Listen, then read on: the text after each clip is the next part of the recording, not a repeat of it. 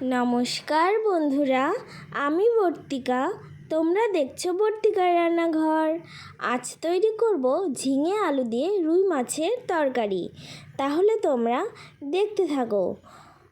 উপকরণে রয়েছে রুই মাছ, লম্বা করে কেটে রাখা আলু, কাঁচা লঙ্কা, লবণ, গোটা জিরে, জিরে গুঁড়ো, হলুদ, লম্বা করে কেটে রাখা ঝিঙে আর সর্ষের তেল। কাঁচা লঙ্কা মিক্সিতে ভালো করে পেস্ট করে নিলাম। কড়াইতে সর্ষের তেল দিয়ে দিলাম। তেল গরম হয়ে আসলে লবণ হলুদ মাখিয়ে রুই মাছগুলো ভালো করে ভেজে নেব।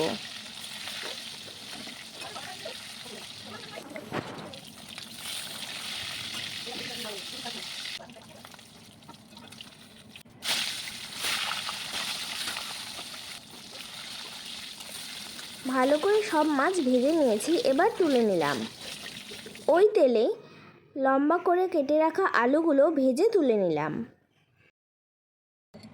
গোটা জিরে ফোড়নে দিয়ে আগে থেকে বেটে রাখা কাঁচা লঙ্কার পেস্টটা দিয়ে 1 চামচ লবণ, 1/2 চামচ হলুদ দিয়ে দিলাম। এবার মশলাটা ভালো করে কষিয়ে নিতে হবে।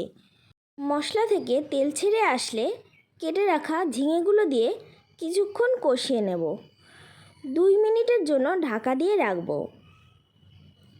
2 মিনিট পর ঝিঙেগুলো খুব ভালো মতো সেদ্ধ হয়ে গিয়েছে। এবার ভেজে রাখা আলুগুলো দিয়ে দিলাম।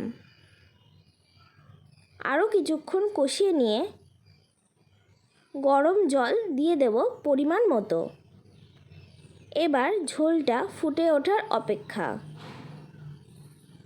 ঝোল ফুটে গিয়েছে, এবার ভেজে রাখা মাছগুলো দিয়ে দিলাম। ভালো করে মিশিয়ে 10 মিনিটের জন্য ঝোলটা ভালো মতো ফুটিয়ে নিয়েছি। এবার 1 চামচ জিরে গুঁড়ো দিয়ে নামিয়ে নিলেই তৈরি হয়ে যাবে ঝিঙে আলু দিয়ে রুই মাছের পাতলা ঝোল। বন্ধুরা, কেমন লাগলো আমার এই রেসিপিটি অবশ্যই জানাবে। আর ভালো লাগলে লাইক, কমেন্ট, শেয়ার এবং আমার চ্যানেলটিকে সাবস্ক্রাইব করে দিতে ভুলো না। আর অবশ্যই তোমরা এই গরমে একবার ট্রাই করে দেখো, আশা করি তোমাদের ভীষণ ভালো লাগবে। আজকের মতো টাটা।